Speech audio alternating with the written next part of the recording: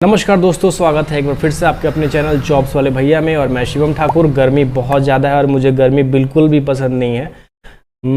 मतलब कि मुझे सबसे ज़्यादा पसंद है एकदम ठंडा ठंडा रहे, कोई दिक्कत नहीं है। बसंत ऋतु हो या कोई भी ऋतु हो, उससे मतलब नहीं है, ठंडा होना चाहिए। मुझे ठंडा बहुत अच्छा लगता है। तो चलिए, वो अपनी अपनी चॉइस है, किसी लोग को कुछ पसंद होता है। लेकिन अभी जिसके बारे में बताएंगे फ्रेंड्स आपको, वो है डीलर बनने के लिए, यानी कि राशन वितरण करने वाला जो दुकान देखा होगा आपने, ठीक है। उसके लिए यहाँ पे आवेदन निकाला गया है बिहार में बक्सर ज़िले की तरफ से। और जो इसका आवेदन पत्र है वो कॉमन है, यानी कि जैसे ही दूसरी जगह का जो वैकेंसी निकाला जाएगा, जहाँ पे दूसरे ज़िले में अगर इसका आवेदन लिया जाता है तो यही फॉर्मेट रहेगा, इसी पे फिलअप करना है, ठीक है। यहाँ पे 2 फॉर्म दिए गए हैं, पहले समझ लीजिए अच्छे से, उसके बाद फॉर्म भर के दिखाएंगे आपको, समझा देंगे कैसे फिलअप करना है। कोई दिक्कत नहीं आने वाली है किसी को। तो पहला जो नंबर फॉर्म है अनुसूची 1, वो केवल वैसे लोगों के लिए है जो स्वतंत्र रूप से, यानी कि स्वयं अकेले फॉर्म फिलअप कर रहे हैं, मतलब इंडिविजुअल रूप से। और जो सेकेंड नंबर अनुसूची 2 है, वो मतलब कोई समूह एक साथ एकजुट होकर, कोई महिलाओं का समूह हो गया या फिर कुछ युवाओं का समूह हो गया, एनजीओ टाइप का हो गया, अगर वो लोग आवेदन करना चाहते हैं तो अनुसूची नंबर 2 फॉर्म फिलअप करेंगे, ठीक है। अभी इसमें कुछ कंडीशन ये दिया हुआ है कि कौन से लोग यहाँ पे आवेदन नहीं कर सकते हैं, उसको पहले जान लेते हैं। और कौन लोग यहाँ पे आवेदन करेंगे तो उनको यहाँ पे कुछ बेनिफिट मिलेगा, फ़ायदा हो जाएगा, ठीक है। तो अगर आप जान लेंगे तो हो सकता है कि ये आप सुनने के बाद आपको लगेगा कि आप इसी के लिए बने हुए हैं। तो अच्छे से वीडियो को देखिए, समझ लीजिए, उसके बाद आवेदन करिएगा, ठीक है। तो आपको सबसे पहले फ्रेंड्स बता दें कि वैसे लोग यहाँ पे आवेदन करेंगे जिनका एज निकल रहा होगा। हो सकता है कि अभी तक उनकी जॉब ना लगी हो, क्योंकि मुश्किल है जॉब लगना, गवर्नमेंट जॉब। तो ऐसे में उन लोगों को यहाँ पे फॉर्म फिलअप करना चाहिए। और थोड़ा सा सोर्स वगैरह लगवा के रखिएगा, क्योंकि यहाँ पे तो आपसे क्या, किसी से नहीं छिपा है कि ऐसी चीज़ों पे सोर्स बहुत ज़्यादा काम करता है। और वो भी पॉसिबल हो तो विधायक का सोर्स लगवा लीजिए। अगर एमपी का सोर्स है तो सबसे अच्छी चीज़ बात है, ठीक है। एमपी हो गया तो कोई बात नहीं है, अगर नहीं है तो विधायक के पास पैरवी लगवा सकते हैं। अगर जान पहचान होगी थोड़ी बहुत तो यहाँ पे आपका मिल सकता है। अब ये मेरा एक पर्सनल व्यू है, अब अपना आप देख लीजिएगा। अगर आपको ऐसे ही मिल जाए तो कोई बात नहीं है, ठीक है। चलिए अब बताते हैं, यहाँ पे सीधा कंप्यूटर स्क्रीन पे चलते हैं। तो यहाँ पे देख सकते हैं फ्रेंड्स, ये समाहरणालय बक्सर की तरफ से निकला है। जल्दी ही हो सकता है तो सारे डिस्ट्रिक्ट में निकाला जाएगा और वहाँ पे भी फॉर्म फिलअप किया जाएगा, ठीक है। तो पूरा जानकारी आपको इसी फॉर्म के माध्यम से समझ में आ जाएगा कि कैसे फॉर्म फिलअप करना है। बिना स्किप किए हुए आराम से वीडियो देखते रहिए। कोई भी फालतू चीज़ें तो वैसे मैं बताता भी नहीं हूँ। देखिए 40 सीटें यहाँ पे बताई जा रही हैं। यहाँ पे स्क्रीन पे आपको दिख रहा होगा 40 सीट्स। और यहाँ पे जाति के अनुसार यहाँ बांटा हुआ है कि किन किन कौन कौन लोग आवेदन कर सकते हैं, किस जाति के, ठीक है। और एक चीज़ इसमें ये चीज़ क्लियर किया हुआ है कि अगर एससी वाला कहीं पे सीट है तो वहाँ पे एसटी वाले भी अप्लाई कर सकते हैं। सॉरी, एसटी वाला सीट है, शेड्यूल्ड ट्राइब का सीट है, अनुसूचित जनजाति का, वहाँ पे अनुसूचित जाति वाले अप्लाई कर सकते हैं। क्योंकि हर जगह पे फ्रेंड्स एसटी कैटेगरी अवेलेबल नहीं है, इसलिए इन लोगों ने ये प्रावधान दिया है, ठीक है। अब देखिए यहाँ पे स्पष्ट किया हुआ है कि सबसे पहले यहाँ से 2 नंबर से स्टार्ट करते हैं कि आवेदक मैट्रिक पास और वयस्क होना चाहिए। तो मैट्रिक मतलब 10th क्लास और वयस्क मतलब 18 साल से ऊपर होना चाहिए। और परंतु कंप्यूटर का ज्ञान रखने वाले आवेदक को प्राथमिकता दी जाएगी। तो जिनको कंप्यूटर में नॉलेज है उनके लिए बहुत ही अच्छी बात है, यहाँ पे उनको प्राथमिकता दी जाएगी। लेकिन अगर यहाँ पे बताया जा रहा है कि अगर कंप्यूटर में नॉलेज है और आपने जिस पोस्ट जहाँ पे आवेदन किया है, जिस जगह पे, अगर उसी सीट पे कोई और आवेदन कर देता है, तो ऐसे में जिसका क्वालिफिकेशन हाई होगा, मान के चलिए कि आपने मैट्रिक कर रखा है और बगल वाले लड़के ने ग्रेजुएशन कर लिया है, तो उसको यहाँ पे प्राथमिकता दी जाएगी। अगर उस कंडीशन में भी आपने भी ग्रेजुएशन किया है, उसने भी ग्रेजुएशन है, उसके बाद भी कंप्यूटर का नॉलेज आपको भी है, उसको भी है, तो जिसका उम्र ज़्यादा होगा उसको प्राथमिकता दी जाएगी, ठीक है। चलिए ये चीज़ समझ में आ गई फ्रेंड्स। थर्ड नंबर पॉइंट यहाँ पे बताया गया है कि स्वयं सहायता समूह, महिलाओं के सहयोग समितियाँ, पूर्व सैनिकों की सहयोग समितियाँ, शिक्षित बेरोजगारों तथा संबंधित पंचायत अथवा वार्ड के निवासियों को प्राथमिकता दी जाएगी, ठीक है। तो सबसे पहले तो अगर कोई स्वयं सहायता समूह कोई ग्रुप चला रहा है तो उन लोग को प्राथमिकता दी जाएगी। पूर्व सैनिक का कोई ग्रुप है यहाँ पे, उन लोग को भी मिलेगा। अगर ये दोनों नहीं है तो फ्रेंड्स, अगर आप उसी वार्ड के हैं और शिक्षित बेरोजगार हैं, यानी कि यहाँ पे स्पष्ट किया हुआ है कि शिक्षित बेरोजगारों तथा संबंधित पंचायतों अथवा वार्ड के निवासियों को प्राथमिकता दी जाएगी। तो सबसे पहले प्राथमिकता तो ये कॉमन सी बात है, अगर आप उस वार्ड में हैं जहाँ पे अप्लाई कर रहे हैं, आपका निवास वहीं का है, तो प्राथमिकता तो आपको मिलेगी। अगर वहाँ के कोई अप्लाई नहीं करते हैं तो बगल वाले लोग जिन लोगों ने आवेदन किया होगा उनको मिलेगी। लेकिन ऐसा होगा नहीं, मुझे पता है कि हर एक जगह से कोई ना कोई अप्लाई कर ही देगा अपने वार्ड में, ठीक है। उसके बाद बात करते हैं फ्रेंड्स यहाँ पे कि किनको यहाँ पे ये नहीं मिल सकता है। तो काफ़ी अच्छे पॉइंट है। देखिए, एक संयुक्त परिवार में एक से अधिक सदस्य को उचित मूल्य की दुकान आवंटित नहीं की जाएगी। मतलब एक परिवार के अंदर कौन कौन लोग आते हैं, अगर इनमें से किन्हीं के पास भी ये चीज़ है तो आपको नहीं मिलेगी। कौन से? पिता के पास हो, माता के पास हो, भाभी के पास हो, पति के पास हो या पत्नी के पास हो, पुत्र के पास हो, पुत्र वधू के पास हो, सौतेला भाई के पास हो, या फिर परिवार की परिभाषा में यही लोग आएंगे। तो इतने लोगों के पास है तो आपको ये नहीं मिलेगी, ठीक है। उसके बाद सेकंड नंबर पॉइंट है, अगर आप मुखिया हैं, सरपंच हैं, वार्ड सदस्य हैं, पंचायत समिति के सदस्य हैं, जिला परिषद के सदस्य हैं, विधायक हैं, विधान पार्षद हैं, सांसद हैं तथा नगर निकायों के निर्वाचित सदस्य इस रूप में अपने कार्यालय तक उचित मूल्य की दुकान की अनुज्ञप्ति प्राप्त करने हेतु डिस्क्वालीफाइड रहेंगे। तो जिनका जिनका नाम लिया है इन लोगों को भी नहीं मिलेगा, ठीक है। तो ये चीज़ आपको क्लियर हो गई फ्रेंड्स। अब बात करते हैं कि फॉर्म में अगर आप फिलअप करेंगे तो क्या क्या आपको वहाँ पे संलग्न करना है, ठीक है। ये काफ़ी इंपॉर्टेंट चीज़ है, क्योंकि अगर आप यहाँ मिस्टेक कर जाएंगे तो आपका फॉर्म रिजेक्ट हो जाएगा, ठीक है। तो बात यहाँ पे शुरू करते हैं। आवेदन पत्र के साथ अपना रंगीन पासपोर्ट साइज फ़ोटो, ठीक है, 5 प्रति में संलग्न करना होगा, जिसमें से एक फ़ोटो आवेदन पत्र पर सबसे ऊपर दाएं कोने में चिपकाना होगा, ठीक है। तो जैसे कि आप फॉर्म फिलअप करेंगे, अभी नीचे फॉर्म आपको दिखाएंगे, एक फ़ोटो तो वहाँ चिपका देंगे, 100 अभिप्रमाणित कर दीजिएगा, फ़ोटो पे सिग्नेचर मार दीजिएगा, और 4 फोटो अलग से, या फिर 5 ही लगा दीजिएगा, एक्स्ट्रा ही लगा दीजिएगा, कोई दिक्कत नहीं है। 5 फोटो अलग से आपको भेजना भी है। आगे देखिए, आवेदक अपना मोबाइल नंबर आवेदन पत्र पे या बाकी जो चीज़ें हैं वो फिलअप करना है, अभी बताते हैं आपको। देखिए अब लगाना है यहाँ पे क्या है, शैक्षणिक योग्यता में लगाना है आपको, जो भी आपने क्वालिफिकेशन डिटेल्स अपने डाले हैं फॉर्म में। उसके बाद कंप्यूटर संबंधी सर्टिफिकेट है वो लगाना है। 100 अभिप्रमाणित छाया प्रति आवेदन के साथ संलग्न करना है, यानी कंप्यूटर प्रमाण पत्र हो गया और शैक्षणिक योग्यता का जो भी आपके पास सर्टिफिकेट्स है सबको 100 अभिप्रमाणित करना है, सेल्फ अटेस्टेड करना है और उसके बाद उसमें लगाना है, ठीक है। उसके बाद बात करते हैं, आरक्षित श्रेणी के आवेदक को अंचल अधिकारी द्वारा निर्गत जाति प्रमाण पत्र की 100 अभिप्रमाणित छाया प्रति आवेदक के साथ संलग्न करना होगा। तो यहाँ पे देखिए, जो जाति प्रमाण पत्र आप लगाएंगे वो अंचल अधिकारी से बना हुआ होना चाहिए, ठीक है।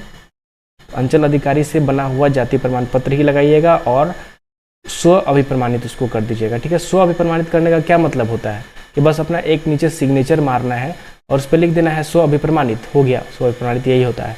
अगर आप इंग्लिश में लिखना चाहते हैं तो आपको वहाँ पे सेल्फ अटेस्टेड लिखना पड़ेगा, बस हो गया और कुछ नहीं है। चलिए आगे देखते हैं, जाति के बाद क्या है, निवास प्रमाण पत्र। वही आपको यहाँ पे अंचल पदाधिकारी द्वारा बनाया गया निवास प्रमाण पत्र भी 100 अभिप्रमाणित, यानी कि जो फोटो कॉपी आप कराएंगे सभी चीज़ों का फोटो कॉपी पे 100 अभिप्रमाणित करना है, ओरिजिनल पे 100 अभिप्रमाणित मत कर दीजिएगा, ठीक है। तो 100 अभिप्रमाणित कर दीजिएगा अपना जाति और निवास। उसके बाद बताते हैं फ्रेंड्स, कार्यपालक दंडाधिकारी के स्तर से निर्गत आचरण संबंधी शपथ पत्र की प्रति आवेदन पत्र के साथ संलग्न करेंगे। तो यहाँ पे आचरण का भी आपको बनवाना पड़ेगा, कैरेक्टर सर्टिफिकेट बनवाना पड़ेगा और कार्यपालक दंडाधिकारी द्वारा बनवाना पड़ेगा, ठीक है। एसपी ऑफिस से बनवा लीजिएगा। तो अब यहाँ पे 3 इंपॉर्टेंट चीज़ हो गए, अंचल पदाधिकारी से आपको निवास जाति बनवाना है और उसके बाद आपको कार्यपालक दंडाधिकारी से एसपी लेवल का जो भी आचरण प्रमाण पत्र है वो भी बनवाना पड़ेगा। तो जिनके पास ये सारी चीज़ें अवेलेबल होंगी वही लोग आवेदन कर पाएंगे, जो लोग पहले से बनवा के रखे हैं या फिर जिनका संपर्क होगा वो लोग तो पहले से बनवा के रखे ही होंगे। खैर, अगर आपने नहीं बनवाया है तो जल्दी से जल्दी कोशिश करिए और इसको बनवा लीजिए, ठीक है। और उसके बाद फ्रेंड्स देखिए नेक्स्ट है क्या क्या इसमें और लगाना है।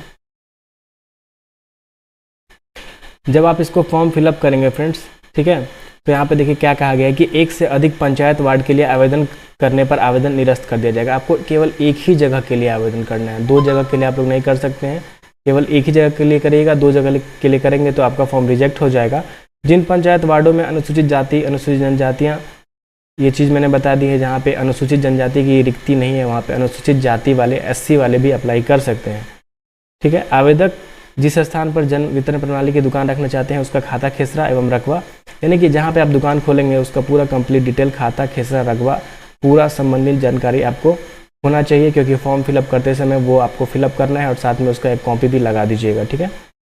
चलिए अब आपको सीधा फॉर्म पे लेके आते हैं और दिखाते हैं कि इसको कैसे फिलअप करना है। अनुसूची 1 ही फिलअप करिएगा, अनुसूची 2 जो नीचे है उसको डाउनलोड कर तो लेंगे आप लोग, लेकिन उसको प्रिंट नहीं कराइएगा। अनुसूची 1 को केवल कराइएगा, पेज नंबर 1 और पेज नंबर 2, ठीक है। और उसके बाद देखिए यहाँ पे अनुसूची 2 है, ये है उनके लिए जिन लोगों का कुछ समूह है, स्वयं सहायता समूह, उन लोगों के लिए। तो समझ में आ गया होगा। अभी आपको सीधा फॉर्म भर के दिखाते हैं कैसे फॉर्म फिलअप करना है। तो देखिए फ्रेंड्स, अब यहाँ पे आपके सामने फॉर्म दिख रहा होगा, तो यहाँ पे देखिए क्या लिखा है, सबसे पहले लाइन, अनुज्ञापन पदाधिकारी का पदनाम एवं कार्यालय का पता। तो यहाँ पे आप समाहरणालय बक्सर लिख दीजिएगा, ठीक है, हो गया बस, इससे ज़्यादा कुछ नहीं लिखना है। उसके बाद यहाँ पे देखिए आवेदक की प्रविष्टियाँ में क्या क्या भरना है वो बताएंगे। पहले यहाँ पे अगर आपके डिस्ट्रिक्ट में अभी निकला है बक्सर, इसीलिए मैंने बक्सर समाहरणालय बक्सर बोला है। दूसरे डिस्ट्रिक्ट का जब निकलेगा तो वहाँ का नाम लिखना पड़ेगा, ठीक है, हो सकता है तब तक वीडियो भी आ जाएगी हमारी। दूसरी फ्रेंड्स यहाँ पे चीज़ है, यहाँ पे नाम लिखना है आपको, हिंदी में लिख सकते हैं, कोई दिक्कत नहीं है। उसके बाद यहाँ पे पिता का नाम लिखना है और यहाँ पे शैक्षणिक योग्यता में टिक लगाना है। अगर आपने मैट्रिक किया है तो मैट्रिक में टिक करिएगा यहाँ पे, फिर इंटर में, फिर स्नातक में, स्नातकोत्तर मतलब एमए हो गया, अगर अन्य है तो अन्य में करके यहाँ पे उसका जिक्र कर दीजिएगा, ठीक है। तो मान के चलते हैं आपने स्नातक किया होगा तो यहाँ पे तीनों में टिक लगा दीजिएगा, ठीक। और उसके बाद आपको अगर अन्य है जैसे कि ITI वगैरह हैं तो यहाँ पे अन्य पे टिक करके यहाँ पे लिख दीजिएगा ITI। फोटो को यहाँ पे चिपकाना है, जैसे मैंने बोला था अभिप्रमाणित, तो साइन कर दीजिएगा, आधा नीचे आधा ऊपर फोटो के ऊपर, सो अभिप्रमाणित लिख दीजिएगा, ठीक है। उसके बाद देखिए यहाँ पे आपको क्या करना है कि मान के चलिए यहाँ पे आपने बताया था कि स्नातक तक आपकी उच्चतम योग्यता स्नातक है, तो आपको यहाँ पे लिख देना है स्नातक, ठीक, क्योंकि यहाँ पे पूछा गया है उच्चतम योग्यता कहाँ तक है, तो आपको यहाँ पे स्नातक लिखना है। यहाँ पे फ्रेंड्स उसके बाद क्या करना है, जन्म तिथि आपकी जो है वो लिखना है, स्थायी तथा वर्तमान पता आपको यहाँ पे लिखना है, ठीक है। यहाँ पे बहुत कम जगह है लेकिन आप अपना कोशिश करिएगा कि यहाँ पे आप कैसे भी करके इसको फिट कर लें, ठीक है। और साथ में अपना मोबाइल नंबर, ईमेल ID देना ना भूलिएगा, ठीक है। पता के साथ यहाँ पे जो भी पता लिखेंगे वहाँ पे आप अपना मोबाइल और ईमेल ID जरूर दे दीजिएगा, ठीक है। उसके बाद कंप्यूटर का ज्ञान है या नहीं यहाँ पे लिखना है। अगर मान के चलिए आपके पास DCA है तो यहाँ पे लिख दीजिएगा हाँ, और कोर्स में DCA लिख दीजिएगा, या फिर दूसरा कोई सर्टिफिकेट है तो उसका जिक्र आप कर सकते हैं। आवेदक की कोटि यहाँ पे लिखना है जनरल, OBC, सामान्य वर्ग, अत्यंत पिछड़ा, शेड्यूल, अनुसूचित जाति, अनुसूचित जनजाति, ठीक है। ये सारी चीज़ें यहाँ पे कोटि में आपको दर्शानी है। आप कोटि देखने के लिए यहाँ पे देखिए, यहाँ पे कोटि लिखा हुआ है, कितने प्रकार की कोटियाँ होती हैं यहाँ पे देख सकते हैं, सारी कोटियाँ यहाँ पे दी हुई हैं। जैसे कि यहाँ पे लिखा हुआ है अनारक्षित, ये जनरल के लिए हो गया। उसके बाद अनारक्षित महिला, आर्थिक रूप से कमजोर वर्ग, आर्थिक रूप से कमजोर वर्ग की महिला, तो ऐसे आपको पूरा वहाँ पे लिखना पड़ेगा, ठीक है। तो आपको समझ में आ गया होगा कि आपको कोटि में क्या लिखना है। और उसके बाद फ्रेंड्स आपको यहाँ पे आवेदक की कोटि, जिस कोटि हेतु आवेदन किया जा रहा है, ठीक है। और यहाँ पे क्या लिखा हुआ है, आवेदक की कोटि, आवेदक जिस कोटि से संबंध रखते हैं। तो पहले तो आप जिस कोटि के हैं वो कोटि यहाँ लिखना है, और आपने जिस कोटि के लिए आवेदन किया है वो भी यहाँ पे लिखना है, ठीक है। मान के चलिए कि आप पिछड़े वर्ग में आते हैं तो यहाँ पे पिछड़ा वर्ग लिखिएगा, और यहाँ पे भी आप उसी वर्ग में आवेदन करना चाहते हैं तो यहाँ पे दोबारा से पिछड़ा वर्ग ही लिख देंगे। अगर दूसरे वर्ग में करना चाहते हैं जैसे कि शेड्यूल कास्ट वाले अप्लाई कर सकते हैं, शेड्यूल ट्राइब ST वाले की सीट पे, तो उनको यहाँ पे लिखना पड़ेगा शेड्यूल ट्राइब, ठीक है, यानी कि अनुसूचित जनजाति। लेकिन आप लोगों का दोनों सेम रहेगा तो दोनों में सेम लिख दीजिएगा। उचित मूल्य की दुकान का विवरण जिसके लिए अनुज्ञप्ति अपेक्षित है, तो यहाँ पे देखिए दुकान या मकान संख्या जो भी होगा वो यहाँ लिखेंगे। होल्डिंग नंबर, जो रजिस्टर्ड दुकान होता है उनको होल्डिंग नंबर मिलता है तो वो यहाँ पे लिखना पड़ेगा, नहीं है तो छोड़ दीजिएगा। क्षेत्रफल लिख दीजिएगा, खाता नंबर, खेसरा नंबर, चौहद्दी यानी कि चारों तरफ क्या है उसकी जानकारी होनी चाहिए। मोहल्ला, वार्ड नंबर क्या पड़ता है वो आपको लिखना पड़ेगा। ग्राम, शहर, किस गाँव या शहर में आते हैं उसका यहाँ पे नाम, यहाँ पे थाना, यहाँ पे जिला का नाम होना चाहिए, ठीक है। ये हो गया, इतना ही कंप्लीट डिटेल देना था। आगे देखिए क्या कहा गया है कि अंचलाधिकारी द्वारा निर्गत अद्यतन निवास प्रमाण पत्र संलग्न करना अनिवार्य है, जो कि मैंने पहले बता दिया है। आरक्षण का दावा हो तो आरक्षण वर्ग का उल्लेख करें और जाति प्रमाण पत्र संलग्न करें, ठीक है। आरक्षण आप लेना चाहते हैं तो आपको जाति प्रमाण पत्र लगाना पड़ेगा। व्यवसाय स्थल अपना है या किराया का है, अगर किराया का है तो किराया के इकरारनामा का सत्यापित प्रति संलग्न करें। अगर किराए पे आपने ले रखा है दुकान तो उसका किरायानामा भी आपको साथ में लगाना पड़ेगा। यदि आवेदक के पास पूर्व से अन्य किसी कारोबार की अनुज्ञप्ति है तो उसका विवरण दें। अगर पहले से आप किसी कारोबार में है तो उसका भी आपको विवरण देना पड़ेगा, ठीक है। क्या आवेदक को आवश्यक वस्तु अधिनियम इतना के अधीन जारी किए गए किसी भी आदेश उल्लंघन के कारण अथवा किसी भी आपराधिक मामले में अंतिम रूप से न्यायालय द्वारा सिद्धोदोष ठहराया गया है, मतलब किसी प्रकार का आपके ऊपर मुकदमा है या नहीं, अगर है तो उसका विवरण आपको देना पड़ेगा। क्या आवेदक को किसी न्यायालय द्वारा दिवालिया घोषित किया गया है, ये सारी चीज़ें फ्रेंड्स इसमें लगभग सभी किसी का नो होगा, मुझे पता है। बाकी जो कंडीशन आपको बता दिया था वो नहीं होना चाहिए। अब साथ में अगर आपके पास आटा चक्की है तो वो भी नहीं होना चाहिए, आटा चक्की वालों को यहाँ पे नहीं मिलेगा, ठीक है। या फिर आपके पास किसी रिश्तेदार के निकट में भी आटा चक्की है तो उसका विवरण आपको देना पड़ेगा, ठीक है, नहीं तो दिक्कत आ सकती है आपके ऊपर। उक्त प्रपत्र सभी स्तंभ भरे होने चाहिए अथवा आवेदन अस्वीकृत कर दिया जाएगा। तो पूरा कंप्लीट डिटेल तो वैसे मैंने बता ही दिया है, आप लोगों ने सही से समझ लिया होगा। उसके बाद यहाँ पे देखिए अपना नाम यहाँ पे लिख दीजिएगा लास्ट में, ठीक है। और यहाँ पे देखिए क्या लिखा हुआ है, आवेदन करने हेतु आवेदन प्रपत्र एप्लीकेशन फॉर्मेट संबंधित अनुमंडल कार्यालय जिला से वेबसाइट से, जैसे कि मैंने इसको बताया है कि आपके जिला के वेबसाइट से प्राप्त कर सकते हैं। तो जिला का वेबसाइट आपको खोल के अभी दिखाएंगे और बताएंगे कहाँ से जिला का वेबसाइट है। पहले यहाँ पे अपना नाम लिख दीजिएगा, यहाँ पे जो नाम है आपका, उसके बाद यहाँ पे आपको अपना हस्ताक्षर करना है और यहाँ पे स्थान, जैसे जिस जगह के बक्सर यहाँ लिख देंगे, यहाँ दिनांक लिख देंगे। और जैसे कि दूसरी डिस्ट्रिक्ट का निकलेगा तो दूसरी डिस्ट्रिक्ट का भी आपको बताएंगे। अब इसको करना क्या है, फॉर्म तो आपने भर लिया और फॉर्म भरने के बाद आपको 30 जून तक इसको भेज देना है, ठीक है। यहाँ पे देखिए कैसे भेजना है, अनुज्ञप्ति निर्गत हेतु आवेदन पत्र अनुमंडलवार 30/6/2021 तक कार्यालय अवधि 5 बजे तक केवल निबंधित डाक द्वारा ही स्वीकार्य होगा। निर्धारित तिथि के पश्चात आवेदन पत्र पर विचार नहीं किया जाएगा। तो 30 जून तक आपको, निबंधित डाक का क्या मतलब है, सिंपल पोस्ट नहीं, रजिस्टर्ड डाक होता है, ठीक है। जाइएगा तो वहाँ पर निबंधित मतलब होता है रजिस्टर्ड और डाक मतलब पोस्ट। तो रजिस्टर्ड पोस्ट बोलिएगा, 40 रुपये लगेगा आपका, वहाँ पे काम हो जाएगा। वेबसाइट की बात कर ले फ्रेंड्स, तो आप यहाँ पे देख सकते हैं boxer.nic.in पे आएंगे, boxer.nic.in पे आएंगे और सिंपल सा इसको थोड़ा सा नीचे स्क्रॉल करेंगे तो सबसे पहले ही आपको यहाँ पे देखिए public notice for PDS shop new licence apply, यहाँ पे क्लिक करेंगे तो ये खुल के सामने आ जाएगा आपके, ठीक है। तो यहाँ से आप क्लिक करके डाउनलोड कर सकते हैं। क्लिक करेंगे तो फ्रेंड्स ये फॉर्म डाउनलोड हो जाएगा। वैसे मैंने नीचे डिस्क्रिप्शन में लिंक डाल दिया है, वहाँ से भी आप लोग डाउनलोड कर सकते हैं। तो उम्मीद करते हैं कि पूरी जानकारी अच्छे से समझ में आ गई होगी। अभी भी किसी को किसी प्रकार की कोई प्रॉब्लम है तो ज़रूर हमें ईमेल कर सकते हैं। कमेंट में पॉसिबल नहीं होता है सबको कमेंट करना, क्योंकि सवाल इररिलेवेंट होते हैं। जिस वीडियो से संबंधित सवाल होंगे तो मैं कोशिश करता हूं, लेकिन बहुत देर तक लगातार वीडियो देख के मैं उसका रिप्लाई नहीं कर सकता, इसलिए ईमेल कर दीजिएगा। जब भी मुझे समय मिलेगा मैं उसका जवाब आपको दे दूँगा, ठीक है। तो इंतज़ार करिए फ्रेंड्स हमारे किसी नए वीडियो का, किसी नए इन्फॉर्मेशन के साथ। अगर हमारी वीडियो अच्छी लगी होगी तो एक लाइक कर दीजिएगा, पहली बार है चैनल पे तो सब्सक्राइब कर लीजिएगा। इंतज़ार करिए फ्रेंड्स हमारे किसी नए वीडियो का, तब तक के लिए धन्यवाद।